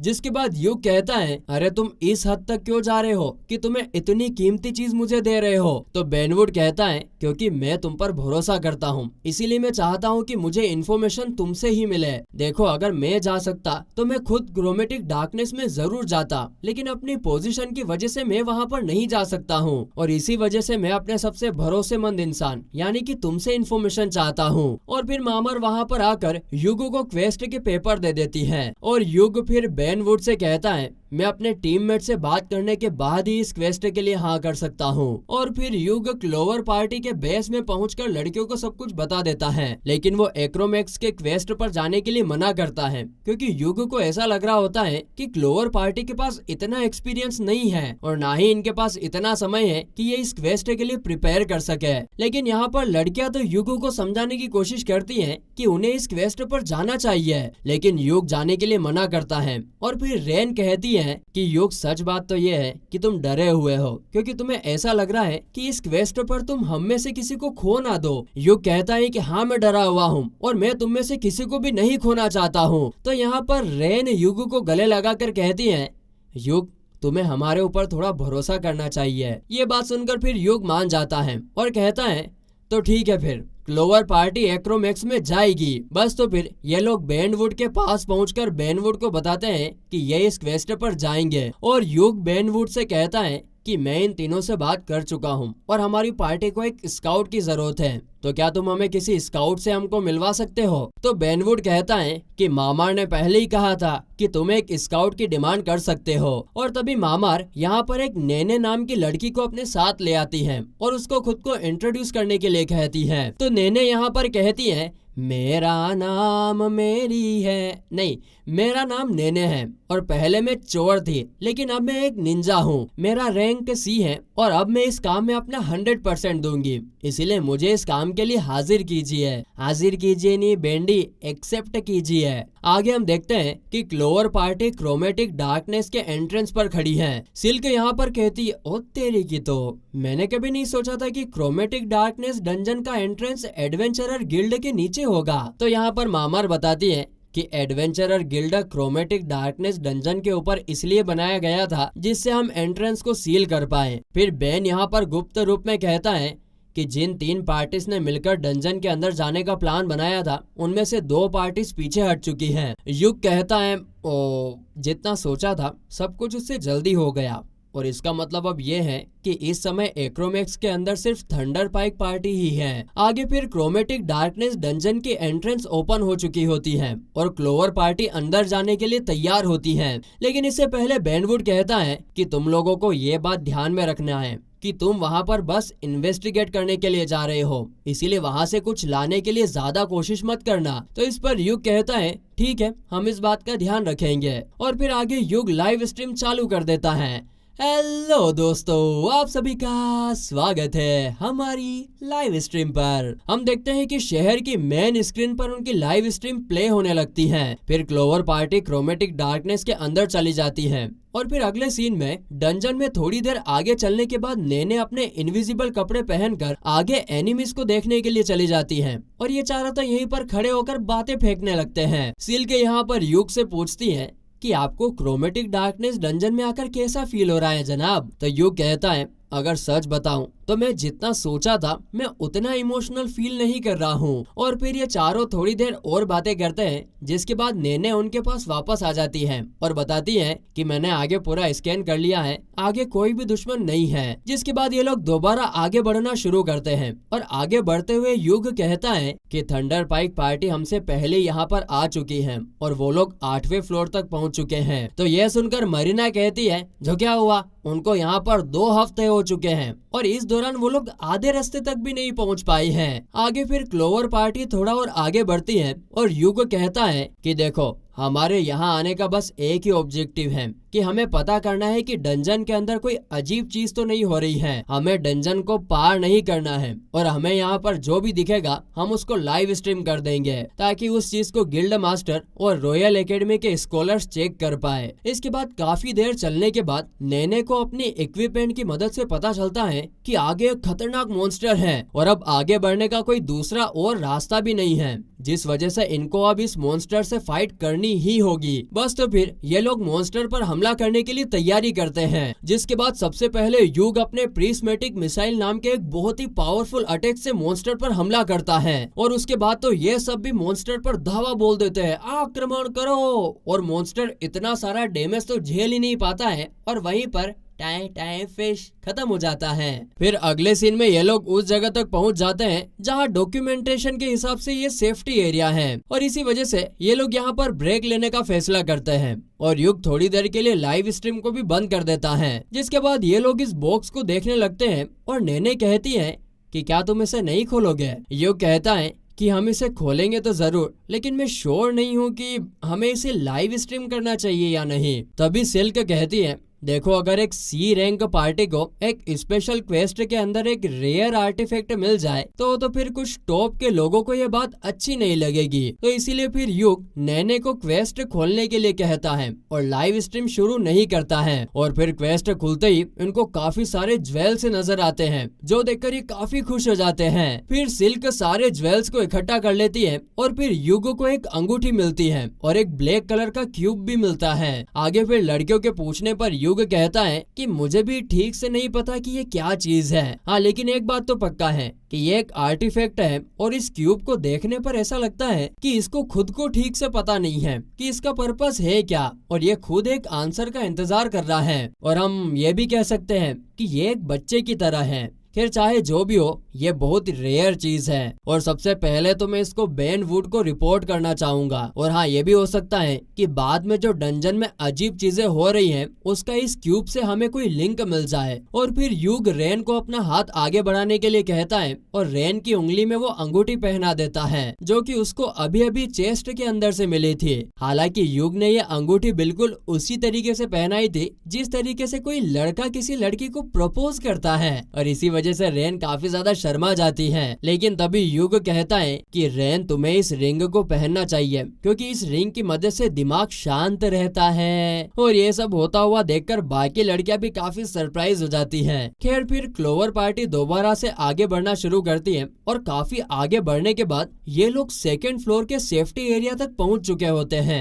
और इस सेफ्टी एरिया में आज जो कुछ भी हुआ ये लोग उस बारे में डिस्कशन कर रहे होते हैं। और फिर सारी बातचीत करने के बाद युग कहता है कि आज का दिन अब पूरा होता है और अब हमें वापस चलना चाहिए। यहाँ पर सीन शिफ्ट होता है और आगे हम देखते हैं कि क्लोवर पार्टी एक्रोमैक्स से बाहर जा रही होती है और यहाँ पर नेने कहती है कि हम लोग अब एग्जिट के काफी करीब आ चुके हैं। तो युग कहता है, ये तो अच्छी बात है कि हम सब लोग सही सलामत वापस आ गए। लेकिन तभी नेने को कुछ सुनाई देता है और नेने कहती है कोई तो हमारे करीब आ चुका है। और तभी इनको सिमोन की आवाज सुनाई देती है और ये लोग देखते हैं कि थंडर पाइक पार्टी इनके काफी करीब आ चुकी है। तभी युग कहता है अरे मैं तो ये बात लगभग भूल ही गया था कि तुम लोग भी तो यहाँ पर हो। तभी सिमोन कहता है युग जब तुमको यहाँ पर आना ही था तो तुमने हमारी रिक्वेस्ट को एक्सेप्ट क्यों नहीं किया? तो युग कहता है क्योंकि हम लोग इस मिशन पर सिर्फ किंगडम की रिक्वेस्ट पर आए हैं। तभी बेरी कहता है युग तुम्हारे लिए अच्छा होगा कि तुम हमको लेकर थोड़ा सीरियस हो जाओ। और केमिला युग के बात करने के तरीके की वजह से युग से सॉरी बोलने के लिए कहती है। लेकिन वहीं पर जेमी जो थंडर पाइक पार्टी की पुरानी मेंबर है वो युग से कुछ भी नहीं कहती है। फिर सिमोन युग से कहता है कि चलो छोड़ो ये सब, जाने दो। देखो वैसे भी हम सब लोग यहाँ पर एक ही काम के लिए आए हैं और इसी वजह से तुम अपना सारा लाइव स्ट्रीम का डेटा और तुम्हें यहाँ पर जो कुछ भी मिला है वो सब हमको दे दो। ओहो घना शाना होनी थी तो सब तुमको दे दे, वाह वाह वाह क्या बात है। और वो ये भी कहता है कि इस समय अब थंडर पाइक पार्टी और क्लोवर पार्टी अलायंस में है, जिस वजह से शेयर करना तो बनता है। और बाप रे कितना चतरा है रे ये। सिमोन की ये सारी बातें सुनकर युग को बहुत गुस्सा आ जाता है और फिर युग कहता है ओहो मुझे तुम्हारी पार्टी के साथ अलायंस करने के बारे में कुछ भी याद नहीं है। हम देखते हैं कि इस वक्त इनके आर्ग्यूमेंट को लोग बाहर लाइव स्ट्रीम पर भी देख रहे होते हैं। तभी सिमोन कहता है देखो सही यही रहेगा कि एक ए रैंक पार्टी सब कुछ रिपोर्ट करे और इस वजह से अपना सब कुछ हमें दे दो। तभी सिल्क कहती है कि एक ए रैंक पार्टी होने के बावजूद भी क्या तुम्हें लोगों को ब्लैकमेल करते हुए शर्म नहीं आती है? तभी कैमिला सिल्क से कहती है एक घटिया और गंदी डार्क एल्फ अपनी जुबान को काबू में रख। अब ये सुनकर तो मरीना और रेन को भी गुस्सा हो जाता है और ये लोग भी बहस करने लगते हैं। तभी सिमोन कहता है देखो इस वक्त मैं युग से बात कर रहा हूँ और तुम जंगली लोग बीच में मत आओ। अब तो अचानक से युग सिमोन को कहता है ओए अपना मुंह बंद करो, जो सुनकर पूरी की पूरी थंडर पाइक पार्टी काफी हैरान हो जाती है। फिर युग कहता है कि सिल्क मेरी फैमिली के तरह है, इसलिए दोबारा इसको इंसल्ट करने के बारे में सोचना भी मत। और हाँ एक बात तुम ध्यान से सुन लो, तुम्हारी इस घटिया पार्टी से अलायंस करने के बारे में सोचकर भी मुझे घिन आती है। और तुम्हारे इतना सब बोलने के बाद तुम लोग मेरी एक बात ध्यान से सुन लो, मैं कभी भी तुम लोगों के साथ काम नहीं करूंगा। और फिर क्लोवर पार्टी यहाँ से चली जाती है और थंडर पाइक पार्टी के कुछ मेंबर्स बस इन्हें गुस्से में ही देखते रह जाते हैं। अब यहाँ पर सीन शिफ्ट होता है और अब 2 दिन बाद बेन वुड ने थंडर पाइक पार्टी को एडवेंचरर गिल्ड में बुलाया होता है क्योंकि इनके खिलाफ काफी सारी कंप्लेंट्स आई हुई होती हैं। सिमोन जब कंप्लेंट के बारे में पूछता है तो बेन वुड बताता है कि यह कंप्लेंट है तुम्हारे स्पेस की तरफ से और यह कंप्लेंट है एल्फ कोरस्पोंडेंस काउंसिल और सिविल राइट यूनियन की तरफ से और आखिरी में यह कंप्लेंट है गिल्ड हेडक्वार्टर की तरफ से। और क्या तुम्हें इन सब कंप्लेंट की वजह पता है? तो सिमोन कहता है अगर तुम लाइव स्ट्रीम देखोगे तो मैं कहूंगा कि एक सी रैंक पार्टी का एक ए रैंक पार्टी की इंसल्ट करना ये ज्यादा बड़ी प्रॉब्लम है। ये सुनते से ही तो बेन वुड क्या फालतू की बातें कर रहा है उसे घूसा मार देता है, जिससे सिमोन उड़कर दूर जाकर गिरता है। बेन वुड गुस्से में कहता है लगता है तुम्हें इस बात की कोई समझ नहीं है कि तुमने कितनी बड़ी गलती की है। सिमोन कहता है भला ऐसी पार्टी की चिंता मैं क्यों करूं जिसके अंदर एक जंगली डार्क एल्फ है। यह सुनते से तो बेनवुड फिर एक चाकू फेंकता है जो सिमोन के चेहरे को छूता हुआ जाता है। फिर बेनवुड कहता है एक ए रैंक एडवेंचरर जिसको किंगडम ऑफ वेलमेलिया ने रिकॉग्नाइज किया था, उसने लाइव स्ट्रीम पर एक डार्क एल्फ के खिलाफ अश्लील भाषा का इस्तेमाल किया है और ये काम करके तुमने किंगडम की रेपुटेशन को ठेस पहुंचाई है। सिमोन कहता है तो क्या हुआ, तुम ना बहुत ओवर रिएक्ट कर रहे हो और ये बस कुछ एडवेंचरर के बीच की कहा सुनी थी। बेनवुड सिमोन का गला पकड़कर उसको लटका देता है और कहता है क्या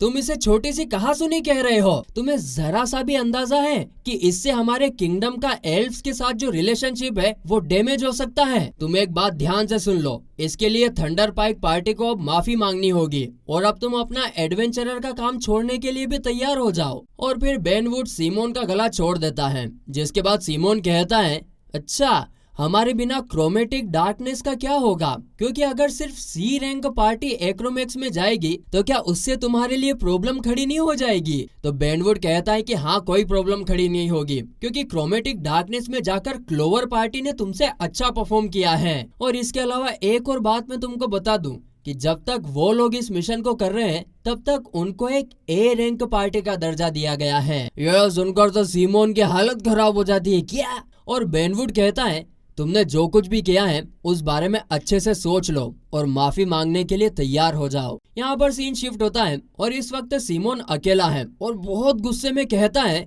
भला मुझे क्यों माफी मांगनी होगी, और ये सब उस युग की गलती है क्योंकि उसने लाइव स्ट्रीम से हमको इस वक्त फंसा दिया है और उसको तो अब इसकी कीमत चुकानी पड़ेगी। तभी यहाँ पर वही आदमी आ जाता है जिसको एक बार युग ने पीटा था। अरे वही आदमी जो क्लोवर पार्टी की लड़कियों के पीछे पड़ा हुआ था। ये आदमी कहता है अगर तुम युग और क्लोवर पार्टी से बदला लेना चाहते हो तो मेरे पास एक बहुत अच्छा आइडिया है। उस आइडिया से तुम वापस टॉप पर भी पहुंच सकते हो और अपना बदला भी ले सकते हो। क्या तुम इसका पार्ट बनना चाहोगे? ये सुनकर सीमोन मुस्कुराता है और कहता है ही मैं इस बारे में और जानना चाहूंगा। यहाँ से सीन वापस शिफ्ट होता है और दूसरी तरफ हम देखते हैं कि मरीना युगु को बता रही होती है कि उसको ये आइडिया लग चुका है कि ये क्यूब यानी कि ब्लैक बॉक्स को इस्तेमाल कैसे किया जाता है, लेकिन इसको इस्तेमाल करने के लिए मरीना को युग की जरूरत होती है। मरीना की बात सुनकर युग कहता है तो क्या ये उस टाइप का आर्टिफैक्ट है जिसे एक एल्केमिस्ट की जरूरत होती है? खैर छोड़ो, वैसे तुम्हारी मदद करने के लिए मुझे क्या करना होगा? मरीना कहती है कि तुम्हें मेरे बारे में सोचना होगा और इस ब्लैक बॉक्स को वो सब कुछ बताना होगा जो तुम मेरे बारे में जानते हो। फिर युग ध्यान लगाता है और मरीना के बारे में सोचने लगता है और बस थोड़ी ही देर में इस ब्लैक बॉक्स की शेप बदल जाती है और ये ट्रांसफॉर्म होकर एक समुराई की रोड में बदल जाता है। और ये देखकर मरीना बहुत खुश होती है। युग मरीना से पूछता है ये कैसे हुआ? लेकिन मरीना युग को कुछ नहीं बताती है और बस कह देती है ये एक टॉप सीक्रेट है। युग कहता है अरे यार ये तो कोई बात नहीं, प्लीज मुझे कोई हिंट तो दो। फिर मरीना कहती है कि हम कह सकते हैं कि एक बच्चे को सिर्फ मम्मी की नहीं बल्कि पापा की भी जरूरत होती है। यह सुनकर युग चिल्लाता और कहता है मुझे कोई आइडिया नहीं है कि इस बात का क्या मतलब है। खैर यहाँ पर सीन शिफ्ट होता है और आज क्लोवर पार्टी का क्रोमेटिक डार्कनेस के अंदर जाने का दूसरा दिन है। युग लाइव स्ट्रीम चालू करता है और बाकी मेंबर से कहता है कि आज हमारा ऑब्जेक्टिव है कि हमें डंजन के तीसरे फ्लोर की सीढ़ियों तक पहुंचना है और इसके अलावा हमें किसी भी अजीब चीज को भी इन्वेस्टिगेट करना है। आगे हम देखते हैं कि क्लोवर पार्टी फर्स्ट फ्लोर को पार करके सेकेंड फ्लोर की तरफ जा रही होती है और जब ये लोग सेकेंड फ्लोर में पहुंचते हैं तो इन्हें दिखता है खुला आसमान और इन्हें एक बहुत बड़ा मैदान भी दिखता है। और इस जगह को देखकर ये सभी काफी हैरान हो जाते हैं क्योंकि एक डंजन के अंदर खुला आसमान होना ये तो एक नामुमकिन सी चीज है। फिर युग कहता है कि हम सबको शांत रहना चाहिए क्योंकि डॉक्यूमेंट के अंदर इस तरह के एरियाज के बारे में भी इंफॉर्मेशन दी गई है। बस प्रॉब्लम इतनी है कि हम तो अभी सेकंड फ्लोर पर हैं और इस तरह के एरिया तो 20th फ्लोर के बाद आने चाहिए थे। आगे फिर रेन युग के कंधों पर चढ़ जाती है और अपने टेलीस्कोप आई मैजिक की मदद से इस एरिया में काफी दूर दूर तक देखने लगती है। काफी देर तक देखने के बाद भी रेन को कोई मॉन्स्टर तो नहीं दिखता है, लेकिन रेन को एक घर नजर आता है। तो बस फिर ये सब लोग उस घर की तरफ जाने लगते हैं, लेकिन इन सबको ही एक डंजन के अंदर एक घर का होना ये काफी अजीब लग रहा होता है। फिर काफी देर चलने के बाद ये लोग घर तक पहुंच जाते हैं, लेकिन अचानक से घर के अंदर से एक बूढ़ी औरत निकलकर कहती है बच्चों आओ, तुम्हारा वेलकम है। मेरे घर पर काफी समय से कोई मेहमान नहीं आए हैं और क्या तुम लोग चाय पीना चाहोगे? और मुझे तो तुम लोग भूखे भी लग रहे हो तो तुम मेरे घर के अंदर खाना भी खा सकते हो। इस बूढ़ी औरत को देखकर ये सभी लोग काफी हैरान हो जाते हैं और युग कहता है कि एक डंजन के अंदर एक इंसान का रहना बिल्कुल नामुमकिन है, लेकिन बात तो ये भी है कि मैं इस एरिया के अंदर से कोई भी इविल पावर को सेंस नहीं कर पा रहा हूँ। आगे फिर ये बूढ़ी औरत दोबारा इनको घर के अंदर आने के लिए कहती है, लेकिन युग कहता है कि माफ करना लेकिन हम इस घर के अंदर नहीं जा सकते हैं। वो बूढ़ी औरत कहती है अगर ऐसा है तो जल्द ही अंधेरा होने वाला है। और अचानक से यहाँ पर अंधेरा हो जाता है और ये घर ट्रांसफॉर्म होकर एक कैसल में बदल जाता है। ये लोग देखते हैं कि वो बूढ़ी औरत तो लेडी फेरेस फोन है जो इमोर्टल है और इस जगह की रूलर है। युग उनको देखकर कहता है अरे ये तो लेडी फेरेस फोन है जो कि एक गोडेस है और ये मौत और जिंदगी को उलट पुलट कर देती है। फिर लेडी फेरेस फोन कहती है मैं यहाँ हजारों सालों से कैद हूँ और मैं खुश हूँ कि तुम यहाँ पर आए हो क्योंकि अब तुम में से कोई भी जिंदा यहाँ से वापस नहीं जाने वाला है। लेकिन तभी अचानक से युग अपने घुटनों पर आ जाता है और कहता है द ग्रेट इमोर्टल रूलर हम दोबारा मिलेंगे। जब मेरी जिंदगी इस दुनिया में अंत के काफी करीब आ जाएगी तब मैं यहाँ जरूर आऊंगा।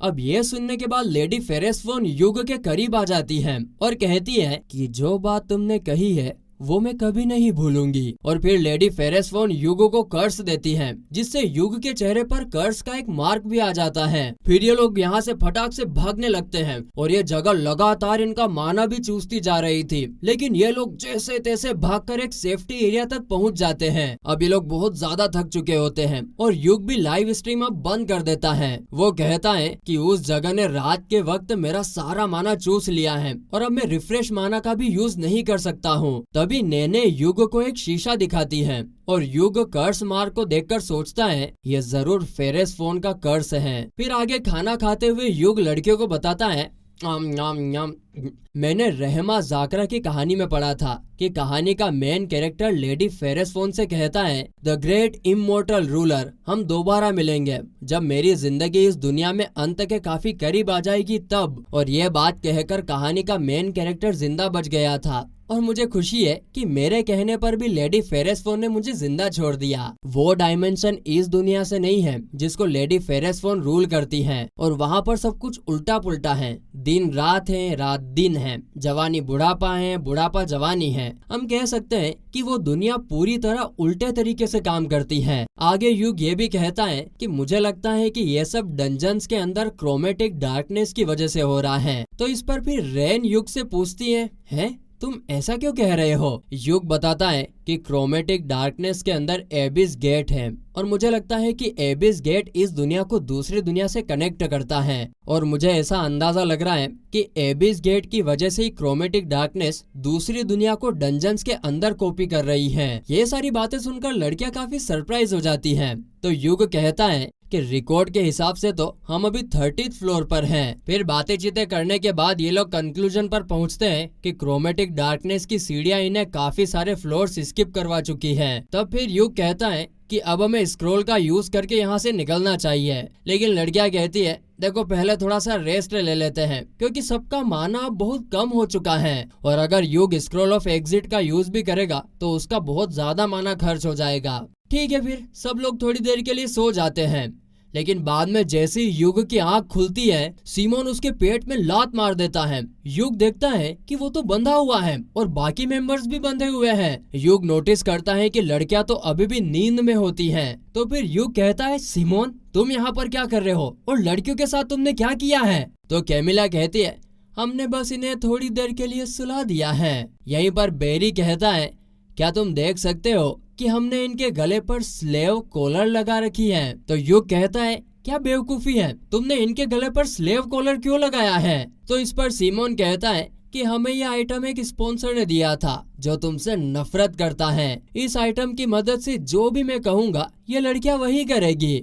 युग कहता है सिमोन अगर ये बात लीक हो गई ना तो तुम क्रिमिनल माने जाओगे। तो सिमोन कहता है अरे ये सब फालतू की बातें छोड़ो, मेरे पास एक आइडिया है जिससे हम दोनों किसी भी मुसीबत से बच सकते हैं। फिर वो युग को एक ऑफिशियल पेपर दिखाता है और साइन करने के लिए कहता है। थंडर पार्टी बताती है कि इस पेपर के हिसाब से क्लोवर पार्टी ने सामने से उनको अलायंस के लिए रिक्वेस्ट भेजी थी और एल्फ के खिलाफ जो भी वल्गर लैंग्वेज यूज हुई है उसके लिए भी क्लोवर पार्टी ही जिम्मेदार है। ये सुनकर युग कहता है तुम्हारा क्या भेजा खराब हो गया क्या, मैं ये कभी साइन नहीं करूंगा। तो सिमोन युग के बाल पकड़कर कहता है अगर तुमने साइन नहीं किया तो मैं बेरी को इन लड़कियों के साथ जबरदस्ती करने का ऑर्डर दे दूंगा।